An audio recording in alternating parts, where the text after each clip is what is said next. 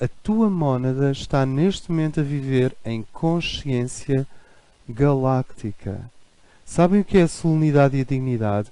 É o indivíduo abrir-se seriamente para a sua vida galáctica. Se nós temos todo o direito a reclamar, termos os pés no chão, ou aquelas coisas que as pessoas reclamam, e ancorar, e tens que ancorar, e tens que assumir a tua não sei quê, e assumir que és um ser humano, e tens que assumir... Tá. Então tu também precisas simetrizar. Nós temos vida galáctica. Aqui e agora a tua mónada está no plano cósmico. O que é uma personalidade? É uma mónada vestida para jantar na Terra. É um smoking. E o que é a mónada? És tu mesmo. Não tu com estas características daqui de baixo. Tu em essência no plano cósmico. E nós temos esta noção. Eu estou a viver agora na Terra, mas depois vou viver no cosmos. Tira ou depois. Tu estás a viver agora na Terra e, ao mesmo tempo, és uma mega entidade, és uma mónada no cosmos. Então, quando é que tu vais viver no cosmos? Já estás a viver no cosmos. Graças, Sofitel. Diz. Quando morremos, continuamos a viver na Terra e no cosmos. Hein? Só não tens corpo físico. Depende do tipo de morte e depende do que é que a pessoa quer morrer. Porque, é assim, isto de morrer não é para toda a gente.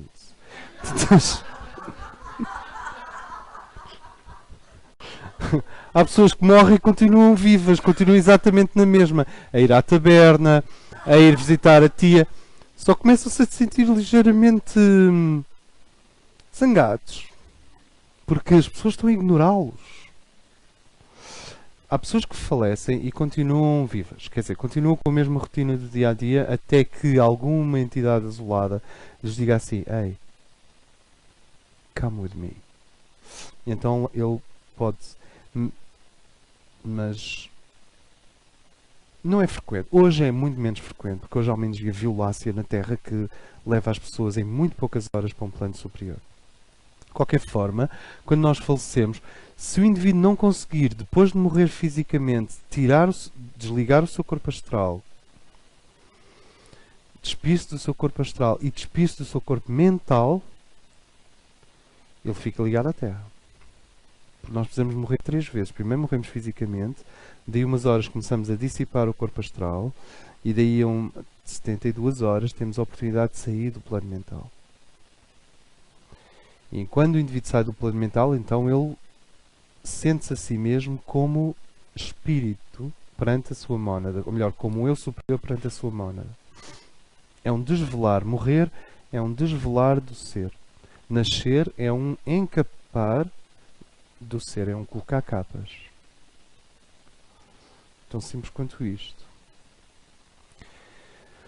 Mas nós neste momento, isto é muito importante, nós neste momento estamos a viver no cosmos. Nós temos uma existência cósmica. É completamente, não é negociável que a Terra está no cosmos.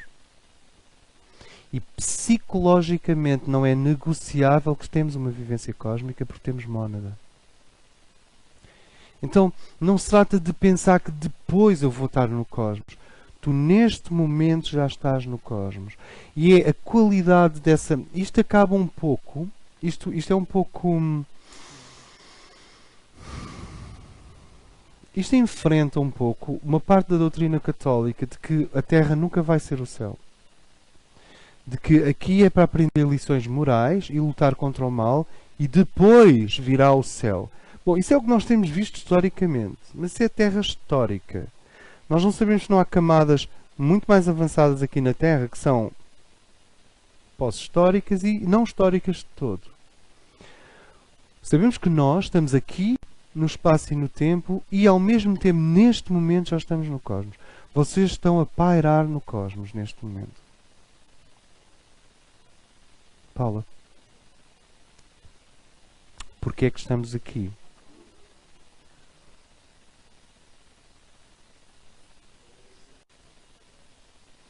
Eu não sei. Quer dizer, eu posso especular. Eu penso que,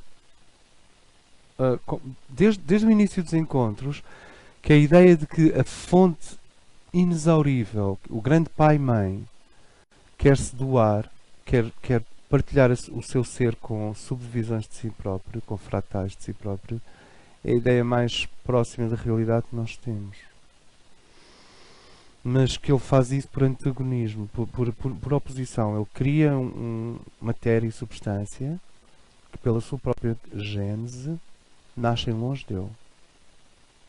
Eu acho que Deus está em desafio contra si próprio para gerar um estado de deidade ainda mais avançado. Vês, essa pergunta catapulta-nos para... Então, quando ele se projeta no mundo criado, ele não pode fazer diretamente como mónada. Isso já existe. Existem mundos monádicos. Existem conclaves de mónadas. Existem enxames de mónadas que estão em... Sabes, uma mónada é um fogo. Quando duas mónadas irmãs, que são mónadas que têm o mesmo código vibracional, se aproximam sem corpo físico, é um belo fogo. E no plano monádico chega a haver centenas e centenas de mónadas que formam como que nuvens monádicas que estão em glória. São coros angélicos. Na verdade não são angélicos, são mónadas. Sabem, há três coisas. Anjos, homens e mónadas, que é outra coisa. É o núcleo. Quando ele se aproxima da Terra, quando Deus se aproxima da Terra como mónada, quando o Pai e Mãe se aproxima da Terra como mónada,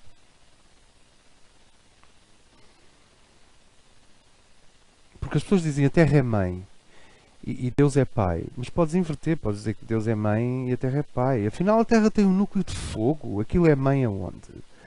Aquilo a mim parece bastante pai. Um núcleo de fogo? Lava? Nem é lava, é fogo. Lá no centro tens outra vez carneiro. Tens outra vez Super Yang. No centro da Terra. E depois, Deus é tão... o infinito, isto parece muito mais mãe do que pai. Portanto, essas coisas são realmente comutáveis. O pai terrestre e a deusa celeste. De qualquer forma, quando ele se aproxima, ele precisa se vestir. E quando se veste, o material que ele adquire não está pronto, não está cozinhado, não está verde.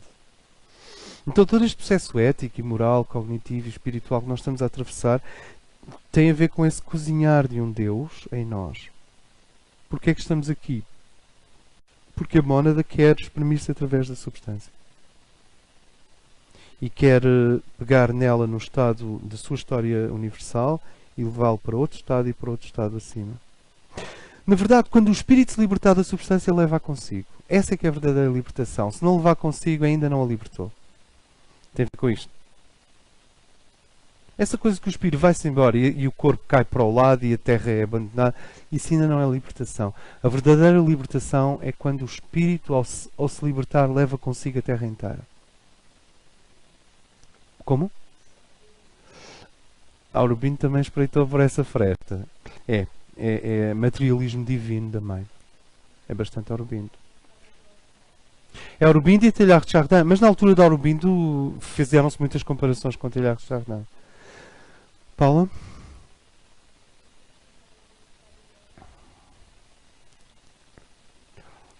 Não.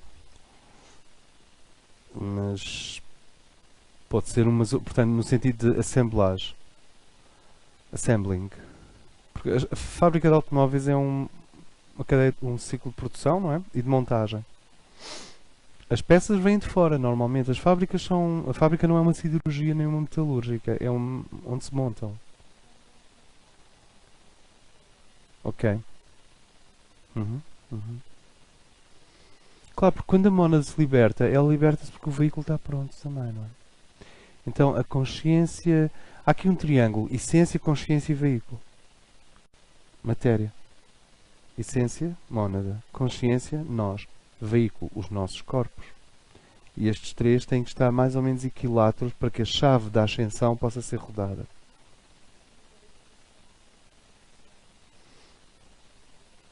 Sim. Então notem, nós temos disciplinas formativas, libertadoras, tudo que seja para... tudo que vai contra a formação que nós tivemos é uma disciplina libertária e revolucionária e libertadora. É muito importante.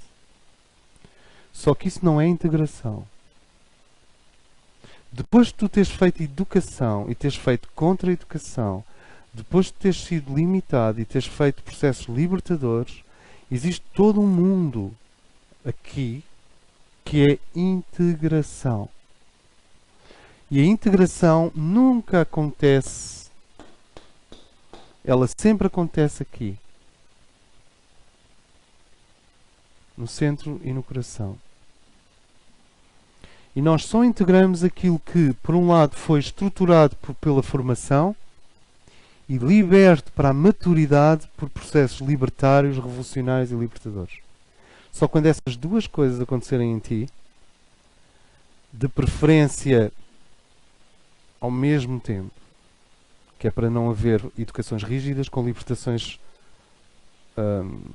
como é que eu ia dizer, espasmódicas, explosivas. O ideal é uma educação deseducadora, reeducadora, digamos, uma educação que ao mesmo tempo que forma e fornece esqueleto, aumenta a mobilidade e a liberdade. Sabes, esse processo de criar estrutura, criar limites e ao mesmo tempo desconstruí-los, mas sem perverter. Porque a perversão tanto se dá na direção da educação como na direção da libertação. Até ao ponto que as pessoas ficam fascinadas por perversão, porque é o oposto do que foram obrigadas a ter que aturar durante a escolaridade obrigatória. Então, tu tens formativo e depois tens libertador. O formativo fortalece estes territórios do teu ser. O libertador permite que a energia circule. Não confundir libertador com integrador. Integrador é iniciático. Libertador, revolucionário, libertário é pré-iniciático. Se a pessoa precisa se libertar, vá. Quando se faz um ambiente aprofundamento iniciático, não é um sítio libertador, nem revolucionário, nem libertário. Vem a seguir a isso. Eu espero que Portugal tenha já suficientes arenas libertadoras, libertárias, incendiárias, o que vocês quiserem. Senão a Ercole está em risco. Está em risco de quê? De ter que se transformar num sítio libertador e depois é uma canseira. Libertador, libertário, incendiário, revolucionário. Não. Não é esse o objetivo. Nem da Ercole, nem dos vários ambientes de aprofundamento espiritual reais. Então vocês têm estes três mundos. O mundo da educação, o mundo da libertação, da libertação ou da revolução. Não lhe posso chamar libertação por libertação, depois fixem uma palavra para querer dizer o que quer dizer a seguir. Portanto, tenho que guardar este. O mundo da educação, o mundo da revolução. E depois tens iniciação, que tem a ver com integração, e o antagonista. Estes também estão ligados. Educação, revolução, ou se quiserem libertário, e iniciação e antagonista. Todo o iniciado sabe o que é o antagonista. Até tem pudor de falar nisso. E um iniciado sério tem muito respeito pelo antagonista.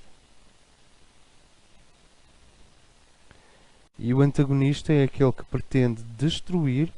Eu não sei se é uma pessoa, um animal, uma planta. É o que pretende destruir todas as ligações que a psique já fez.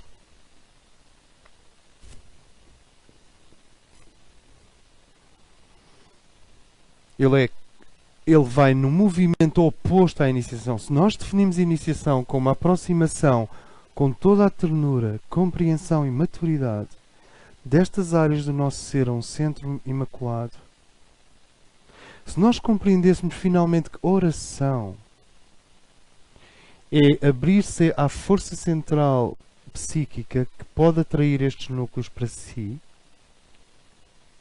que pode fazer com que eles percam as tendências centrífugas e comecem a tornar-se centrípetos. Que oração é aumentar o poder do centro sobre a periferia. Que calor numa pessoa, o que é calor? O que é verdadeiramente quente numa pessoa? É a quantidade e a qualidade de energia psíquica que circula, central, que circula aqui. Porque como nós vimos, é perfeitamente possível tu teres um núcleo de ti, como o eu consciente, que está completamente alienado dos outros, está aqui. E tem só um fiozinho ligado ao resto do conjunto. Eu diria que o homem contemporâneo é isto. É um consciente fortíssimo desligado dos outros quatro. Está desligado do seu corpo. Já falámos sobre isso no último encontro exatamente com estas palavras. Está desligado do físico por motivos óbvios. Está desligado da psique porque se for muito psíquico tem a sensação que vai ficar amoroso e infantil e não vai sobreviver. Tudo alienações. Está desligado do seu eu superior porque disse não à religião e ao deitar fora os tóxicos da religião deitou o bebê também. Então, quer dizer, ao lavar o bebê deitou o bebê juntamente com a água suja do banho. Portanto, cortou o canal religioso, cortou o canal xamânico, cortou o canal psicanalítico, não tem canal. Não admira que seja um louco isolado, esquizoide, constantemente em busca de si e do seu absoluto no relativo.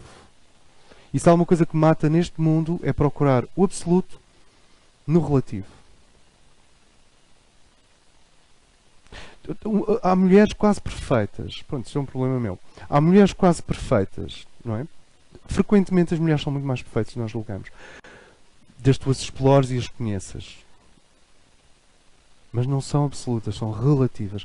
Se tu fores procurar o absoluto numa mulher, estás em busca da deusa. E o que vai acontecer é que vais intoxicar aquela mulher da sua própria deusa até ela não conseguir estar mais contigo, porque só quando está contigo é uma deusa.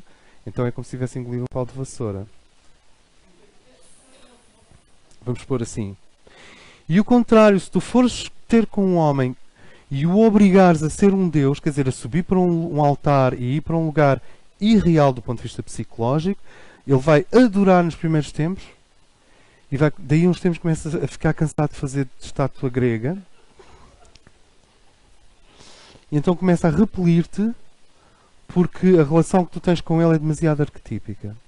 Nós falámos sobre isto no amor romântico. Isto é tudo matéria para os próximos encontros quando começarmos a analisar o amor romântico nisto.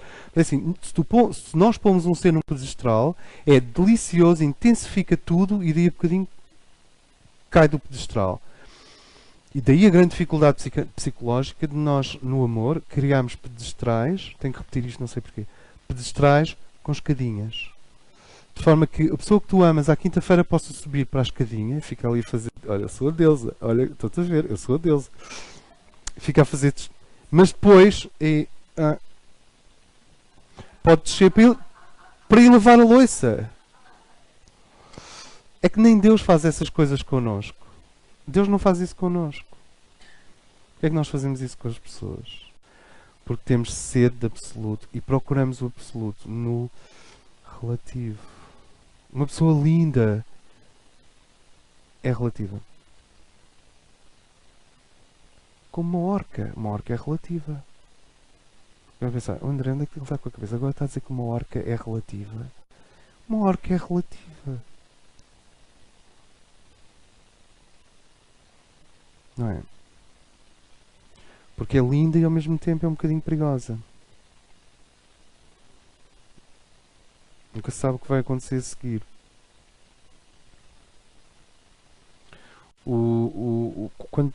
Quando nós procuramos o absoluto no relativo, nós queimamos tudo à nossa volta. Somos como lobos. O que é um predador? É um indivíduo que foi destruído pela sua própria tendência para o absoluto. Então não aceita a existência de mais nada senão a dele. Ele quer restabelecer a unidade destruindo tudo à volta dele. Um predador não natural.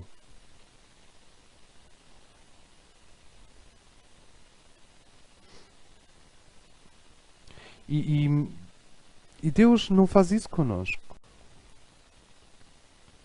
Deus escolheu Teresa d'Ávila por uma série de acontecimentos extraordinários. E muitos desses acontecimentos extraordinários ganhavam a forma dela levitar. E ela levitava muitas vezes no refeitório. Ou no jardim, ou levitava. Até que uma freira velhinha disse assim, olha que curioso, mas Nosso Senhor nunca a faz levitar quando ela está a lavar a louça. E quando ela está a tomar o pequeno almoço. E a tostar o pão, etc. Ou seja, até Deus sabe quando é que é a altura de levitar a santa e quando é a altura de a deixar a lavar a louça. Não sei se estás a ver. Deus chega ali... Hoje não, está a lavar a louça, não vou interromper. Não vou interromper a santa. Não vou pô-la a levitar enquanto ela lava a louça. E quando estava a tostar o pão para pôr manteiga, etc., ela nunca levitava quando estava a lanchar, a tomar um pequeno almoço, ou a lavar a louça, ou a fazer serviços obrigatórios. Ela levitava sempre, ou no corredor, ou a caminho. É como se o divino dissesse a Deus o que é de Deus e ao mosteiro o que é do mosteiro. Esta é completamente fora. Ok.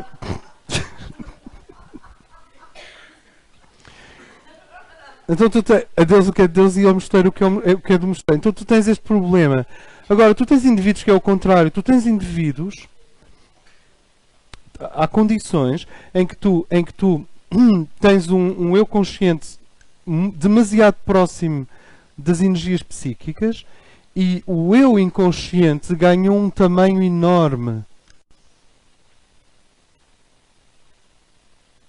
E o indivíduo não consegue parar de entrar constantemente em registros orgíacos. Entendemos aqui o registro orgíaco é o registro em que o consciente é desligado e tu vais para o nível inconsciente.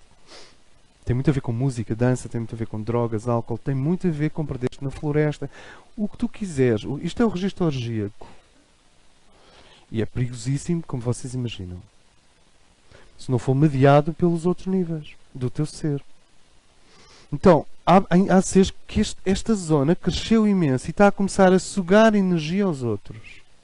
Percebe o que é procurar o absoluto no relativo? É que o inconsciente coletivo, o mundo das sombras, o mundo sombrio, a vastidão, que não tem nomenclatura, as coisas magníficas, silenciosas para as quais não há palavras, e as pulsões do inconsciente e as forças do que está por realizar em nós, e assim sucessivamente, que vão buscar inspiração, este arco, que é o arco arquetípico, que liga o inconsciente aos arquétipos, ao eu superior, e ao arco arcaico, que liga o inconsciente ao mundo natural. Arque, arquetipo e arcaico. São dois arcos diferentes. Portanto, o inconsciente está sempre a ser alimentado pelo arcaico e pelo arquetípico, e faz... Quando o indivíduo se vicia em inconsciente, se vicia em fluxo, se vicia em não tomar decisões, quer saber uma coisa? Na mulher, isto frequentemente é uma exaltação sem limite da condição feminina. Sem limite. No homem, isto é... Não digo... Bom, no homem, isto ganha frequentemente a forma daquilo que se chama complexo materno.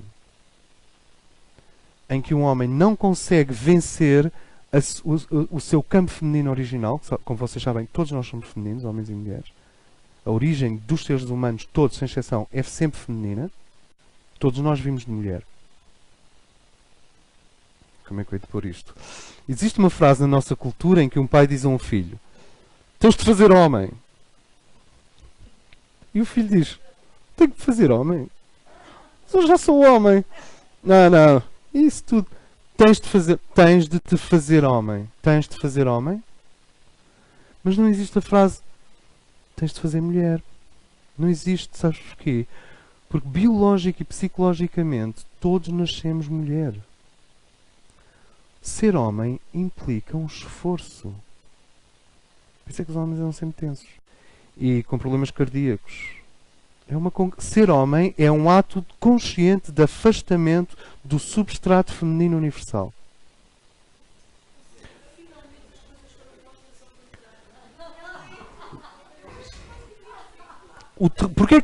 O que é o ódio que os homens têm às mulheres? Se é que têm algum ódio, eu acho que os homens não têm ódio.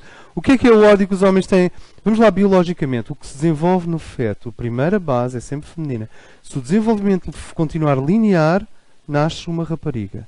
Se acontecer uma espécie de acidente químico, tem a ver com cromossomas, etc., aquilo faz assim, tic.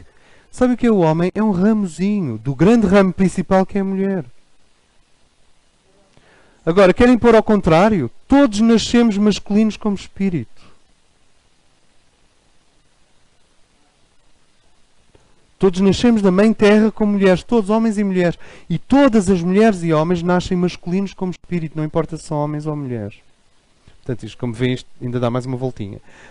Portanto, o que é que acontece? O que é que acontece? Ser homem implica um esforço, implica ir contra o que é natural. Há algo de artificial na masculinidade. Ela é muito uma resposta a um chamado celeste intelectivo. Não é uma continuidade natural. Ser homem é quase artificial. Porque tu, claro, anatomicamente és um homem, mas psicologicamente ninguém nasce homem, todos nascemos mulher psicologicamente. O homem só se forma no momento em que ele rompe com a placenta emocional da mãe e vai em busca da sua guerra, do seu sangue, do seu ideal. Claro que a sua guerra pode se transformar na AMI, Assistência Médica Internacional. É uma guerra. Ele vai em busca do... O homem tem que encontrar 4 coisas. O seu reino, a sua guerra, a sua ciência e a sua amante ou a sua companheira. A sua esposa, a sua mulher. Porque são as 4 funções masculinas. Os grandes motores que permitem o homem afastar-se do substrato... Todos os homens têm terror da mulher, porque aquilo é o substrato de onde vieram. Eles sabem perfeitamente que o trabalho de ser homem é constante até ao fim da vida. Enquanto que a mulher é perene, ela domina completamente a criação. Nunca tinham pensado nisto? Eu não estou a dizer que ser mulher é fácil e que ser homem é difícil. Não é nada disso. Porque existem... a técnica de afastamento do homem em relação à mulher é um trabalho do homem. Ele tem que se afastar da mulher universal, senão nunca vai poder voltar a ela. Porque se voltar a ela, volta como mulher. Se ele não se afastar, ele é reabsorvido. Se ele é reabsorvido na mulher universal, bem, são 2 mulheres. É um género. Mas não é essa a ideia de fundo. Ou seja, o substrato é sempre feminino. Toda a gente é mulher. Homens e mulheres. Se tu não fizeres o trabalho de tornar masculino, nada vai fazer por ti. A mulher não. A mulher é um processo muito mais natural, belo, espontâneo. É assim, as mulheres sabem que são mulheres, não há catástrofe, não há crise. A crise vem de fora. Nunca a crise vem da natureza de ser mulher. Agora, no homem não. A crise vem de dentro, é psíquica profunda. Eles têm que esculpir a sua masculinidade. E fazem-no... Sabe o que é o ódio? O ódio entre um homem e uma mulher tem muito a ver com um afastamento em relação à mulher mal feito. Se ele for mal feito e atrapalhado, ele fica com imensos problemas, porque ele realmente não conseguiu se afastar, ainda continua emaranhado no substrato feminino original e não consegue voltar à mulher como homem. Quando ele volta à mulher, não volta. É reabsorvido. Tornou-se criança outra vez. Não sei se isto faz sentido para vocês. Long story. Long story. Long story. Não é mesmo o tema deste encontro hoje. Delmira.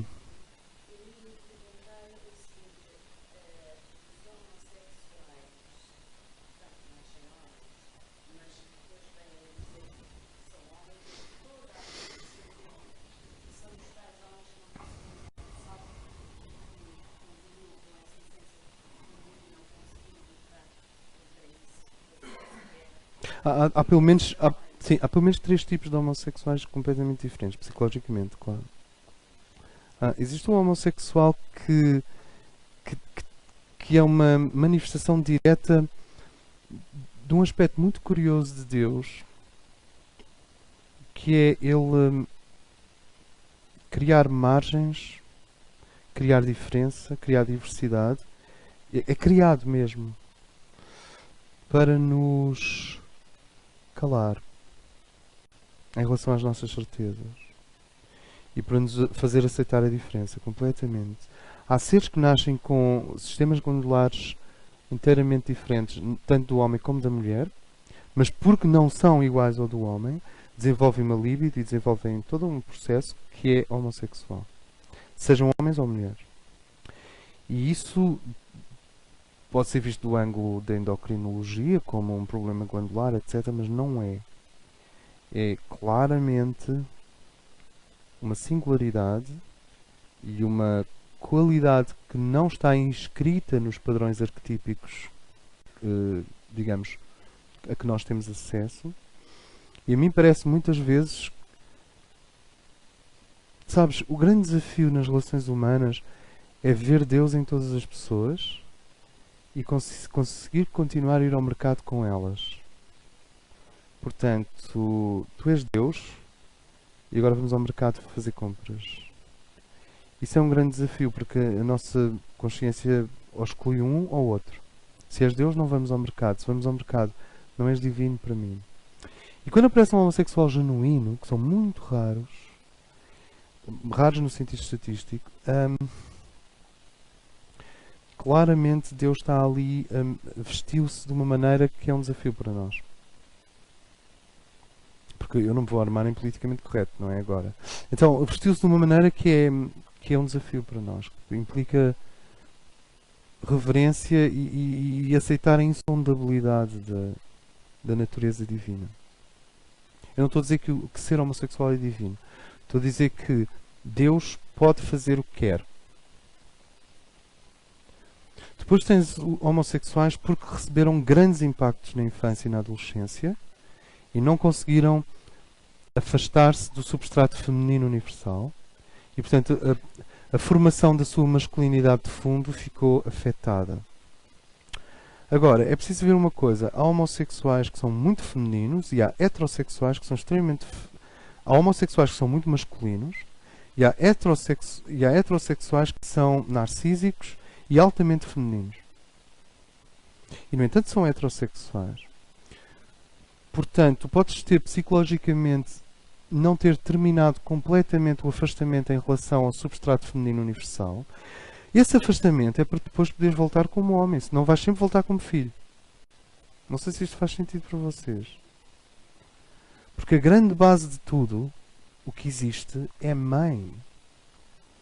Tu podes ter 50 anos e continuares filho, mulher.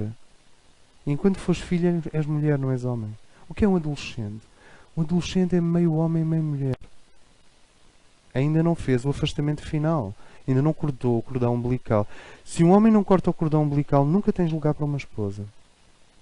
Não há homem ainda. Então há um grupo de homossexuais que tem a ver com essa dificuldade de afastamento da tremenda gravidade que é o feminino cósmico.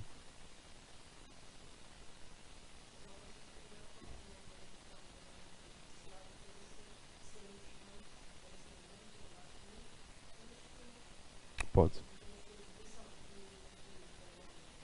Isso. Então porquê que não dá um bissexual? Mas ela perguntou ao homossexual. Eu estou só a falar de homossexual. Tu estás a falar de bissexuais.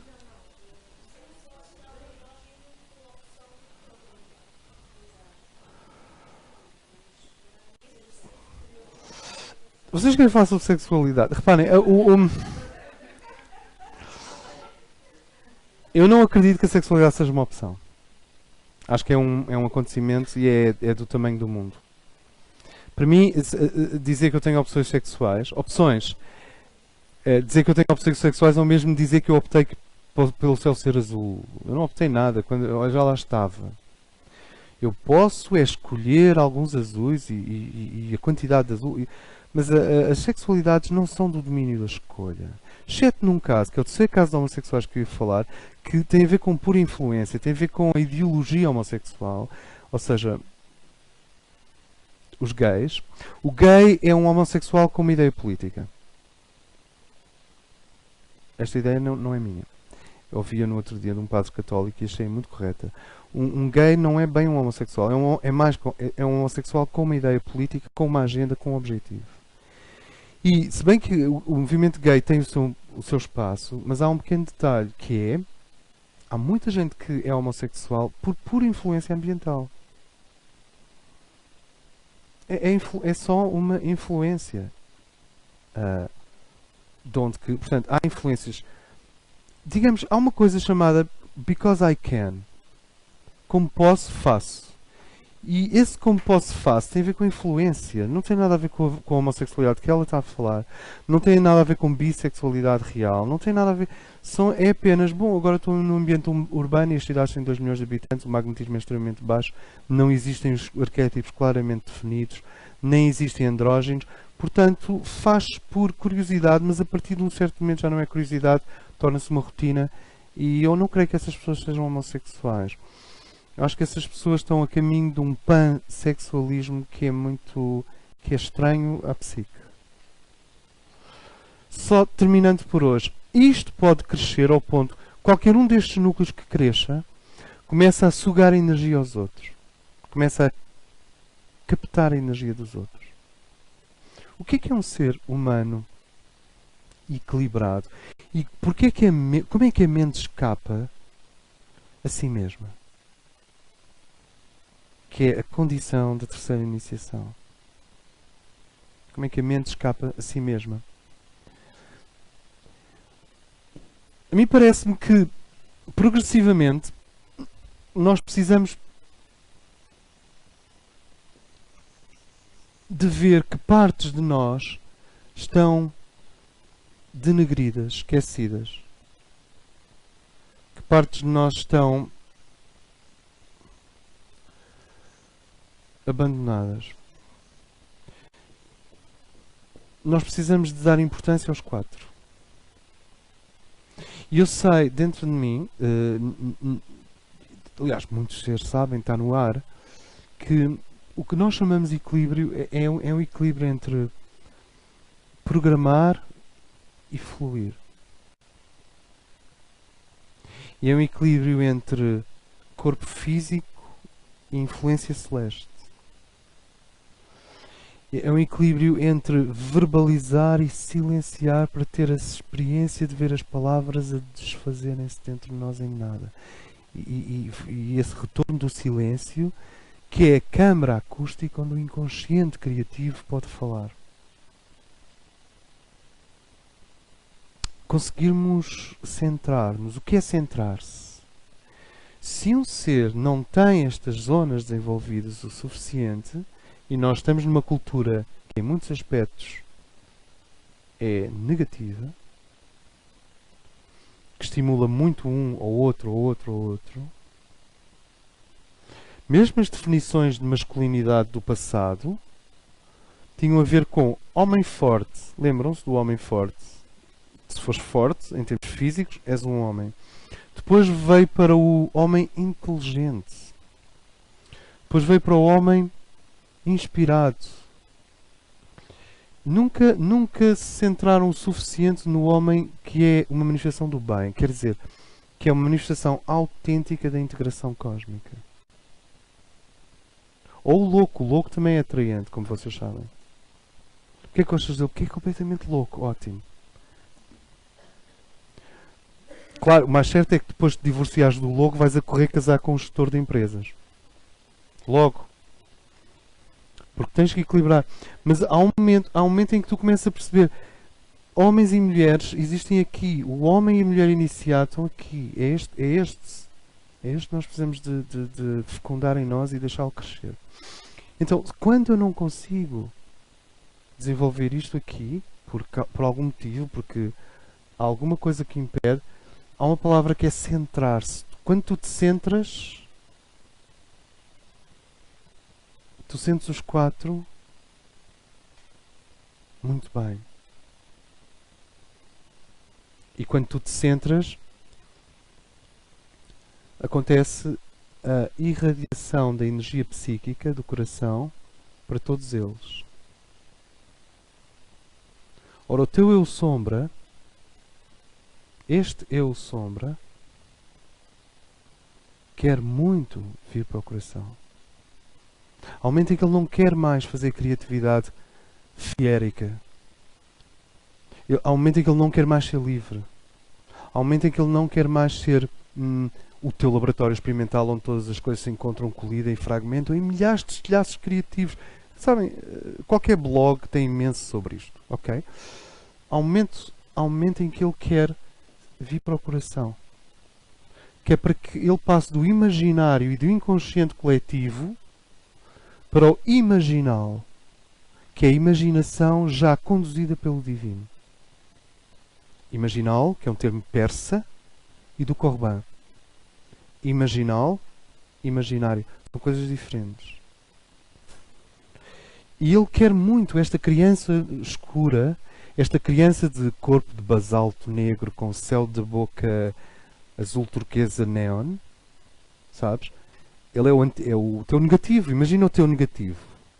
Ok? Nós somos... Não está aqui ninguém black. Né? Mas nós somos... É assim, ele é negro com pontinhos brilhantes, como se fosse feito de onyx.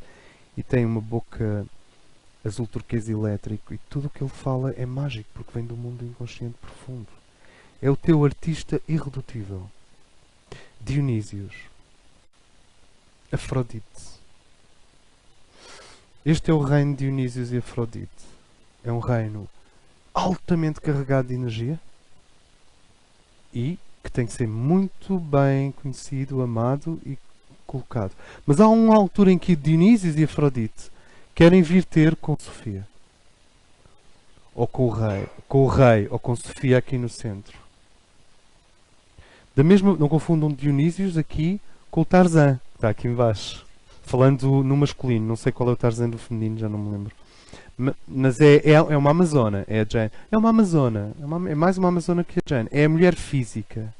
Claro que um bom encontro entre a Afrodite e a mulher física dá uma mulher especial, com certeza. Mas esta é criativa, esta não é criativa, esta tem a ver com a natureza. É a mulher natural, é o eu natural. E há um momento em que também o eu natural quer vir para aqui. Todos eles querem vir para aqui. Se vocês pensarem que a felicidade ou a bem-aventurança é o que acontece quando os 4 núcleos se encontram no quinto, e essa é uma definição de alegria e de felicidade que não é menor, parece-me, que não é facilitista, que não é uma pílula, que não é uma prótese, não é uma coisa... O teu inconsciente quer entrar aqui, o teu consciente quer entrar, todos eles querem entrar aqui. Os 4. Se não consegues viver nos 4, não consegues senti-los, vem para o centro. Centra-te. E quando tu te centras, há um calor que irradia daqui. No início é só morno. As pessoas não têm assim espasmos do coração. E este é o amar-se a vós mesmos. Esqueçam outra parte, que é o amai os outros como a vós mesmos. Esqueçam os outros. Agora eu estou a falar especificamente, exclusivamente do amai-vos a vós mesmos. Ou amai os outros como a vós mesmos. Estou a falar da segunda parte da frase, que é o como a vós mesmos. O que é amar-nos a nós mesmos? Este calor, no início é só um calor. Ele vai irradiando, o indivíduo está centrado, ele não tem grandes ambições, mas não perde impulso. Ele faz o que precisa de fazer, não perde impulso. E esta irradiação vai circulando por estes canais e vai começando a trazer à alma o mundo superior para o entendimento de todas as coisas. E vai trazendo Dionísios e Afrodite, quer dizer, o mundo, e Perséfone, o que vocês quiserem. Vai trazendo este mundo criativo que é um chão fértil. É fértil, sabes porquê? Porque logo a seguir ao teu inconsciente pessoal, tens o inconsciente da tua família. Logo a seguir ao inconsciente da tua família, tens o inconsciente da tua nação. Logo a seguir ao inconsciente da tua nação, tens o inconsciente da Europa. Estão todos uns dentro dos outros. É muito difícil tu aqui contatares diretamente o inconsciente da Oceania se não passares primeiro pelo da tua família, da tua nação, porque os inconscientes estão uns dentro dos outros. Estão organizados. Não sei porquê. O Jung faz estas afirmações.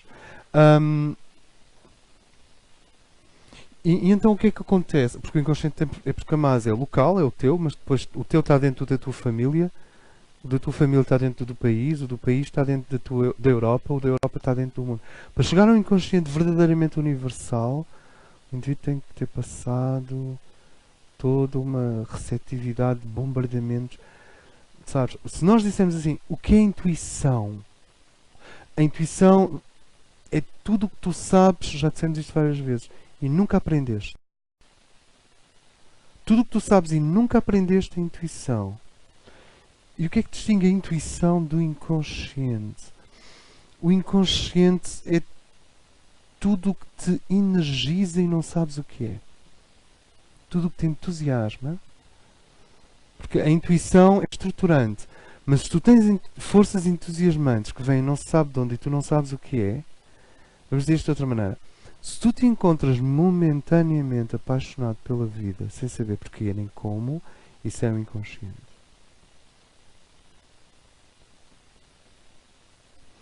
E a nossa existência no plano cósmico, que é este quadro branco lá atrás, permanece à espera. Que surja algo aqui. Que a nossa tradição chama Cristo. Ou Sofia. Mas isso é a nossa tradição. Então, este calor vai irradiando e vai trazendo estes núcleos cada vez mais para o centro. Isso é o que nós chamamos integração. Então tu tens disciplinas formativas, disciplinas libertárias, e depois tens uma coisa a que toda a gente foge, eu não sei porquê, que é integração, cujo aspecto inferior é a integração psicológica e o aspecto superior é a iniciação espiritual. E há lugares que vibram integração e iniciação. Não vibram nem o eu básico, nem o inconsciente, nem o consciente, nem as alturas. Vibram calor cardíaco integrador. Por exemplo, os jardins do Convento de Cristo em Tomar, mais do que qualquer outro sítio dentro do próprio convento, se calhar porque eles eram felizes cá fora e depois eram muito infelizes lá dentro. Mas os jardins têm uma energia de amor tão grande, de integração. Eu não sei se é um problema meu, reencarnatório, mas há muitas pessoas que eu conheço que sentem isso. Tu sentas-te ali e há um magnetismo naqueles jardins, naqueles ciprestes. Tu percebes um apaziguamento das coisas opostas em nome do entendimento de todas as coisas. E isso é o coração.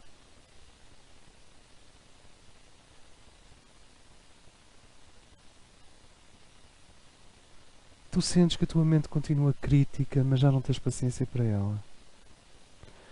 Tu sentes que continuas ágil em termos sociopolíticos ou em termos culturais, mas who cares? Tu sentes que o teu corpo físico, bem, se me apetecer correr aí 1 km, claro, desde que eu tenho os sapatos certos, vamos correr. E sentes-te livre, sentes que o teu corpo não está ali a queixar. Claro, cada um de nós traz alguma carga impeditiva em um destes canais. Tu sentes que se quiseres pintar ou fazer algo criativo ou desenvolver uma série de coisas com base na sombra e no inconsciente, e nem sequer estou a falar de quantidade de coisas horríveis que nós reprimimos, quer dizer, de forças criativas que nós reprimimos, vão parar à sombra e viram no seu oposto. Toda a alegria reprimida transforma-se em crueldade. Todo o prazer legítimo reprimido transforma-se em crueldade. O que é a crueldade? Prazer em criar dor. O que é o prazer em criar dor, se não o prazer mesmo que se perdeu de si próprio? O que é o prazer de matar, se não o prazer de dar vida, que se perdeu de si mesmo? O que é o prazer de humilhar, se não o prazer de exaltar o outro? Tudo o que nós temos direito, como seres plenos, sejam coisas do coração ou do consciente, e que por motivos da infância ou circunstanciais se foram perdendo, transformam-se em monstros no inconsciente. É isso que estava a falar há bocado. Mas hoje nós não vamos falar dessas coisas ou desses fatores. Eu só quero deixar mais ou menos fluida a nossa percepção disto. E os sítios que integram, o lago na zona de Dornes, a mim, é um sítio de suprema integração. Por isso é que eu vivi lá há 5 anos. É um sítio onde eu não sinto estes opostos. É tão forte a energia de integração que eu disse, está integrado demasiado rápido. E percebi que tinha que politizar e desenvolver uma consciência psicológica na grande cidade antes de voltar para lá. Mas isso é a minha vida. Agora, vocês sintam, há um lugar no mundo em que vocês sentem que há integração. Pode ser uma árvore, um quarto, uma praia, um lugar.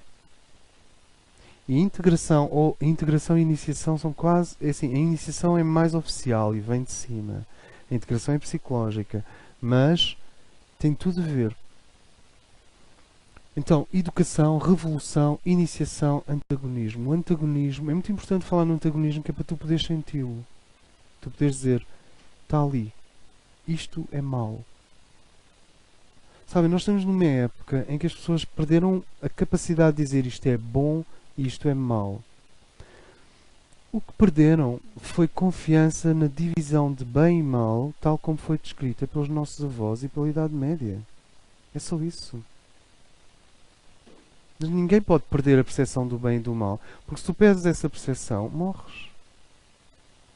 O mal é a destruição da psique. O bem é a sua integração. O que isto tem a ver com moral? Tem a ver com moral, tem a ver com moral porque tu precisas ter uma moral em função da tua integração. Se tu começares a dizer, não é que isto seja mau, isto, não sinto que isto me vai integrar, isto não contribui para a minha integração. Isto está a criar um fragmento, uma ilha, uma zona longínqua de mim. Está a criar vida numa província de mim. Eu quero que venha tudo ao meu centro. Eu não quero ter membros dispersos. Se chamares a essa pulverização de ti um mal, então tu começas a ter confiança de novo para detectar o bem e o mal na sociedade contemporânea, sem te confundires com moralismos matriarcais ou moralismos patriarcais. São os dois, existem os dois. Não sei se me faço entender. E isso seria uma grande vitória, porque isso dá-nos competência e segurança para nos movimentarmos. E, mais do que nunca, ajudar os outros. Porque uma das grandes dificuldades em ajudar os outros hoje é que nós não sabemos o que dizer ao outro. O que sabemos é fazer um chá e dar-lhe uma cama e dizer, olha, está aqui um filme de desenhos animados, queres ver?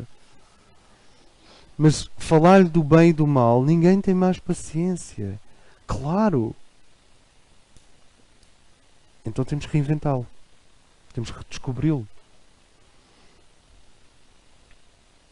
Isso tem muito a ver com este processo de integração. O que é integrar? É que tu começas a trazer todas as coisas para esse calor central, sem perder a qualidade nenhuma delas e deixando o paradoxo. O que é paradoxo? Paradoxo é aquilo que desafia a mente e o intelecto, e no entanto existe. E então deixas o paradoxo no teu coração, incluir todas as coisas e acalmá-las. É no coração que o cordeiro e o leão, a criança e o velho, estão em paz, se pacificam uns com os outros. Não é que o leão tenha deixado de ser leão e a criança se tenha envelhecido. Forma-se um híbrido, uma síntese, uma outra coisa.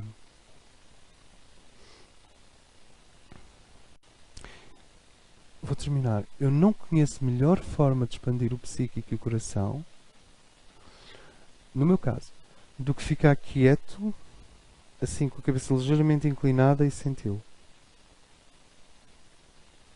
Como se tivesses... Como se fosse uma Madonna com um menino ao colo.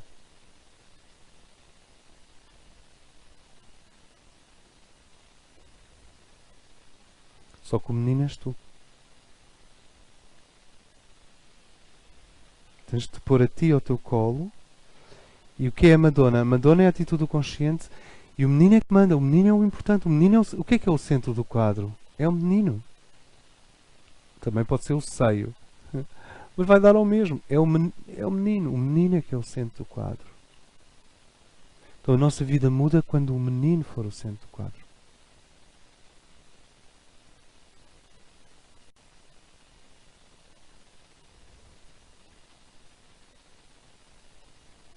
Isto tem um lado místico, tem um lado ocultista, tem um lado pragmático, tem um lado místico, tem um lado ocultista, tem um lado pragmático. Os três são bem-vindos.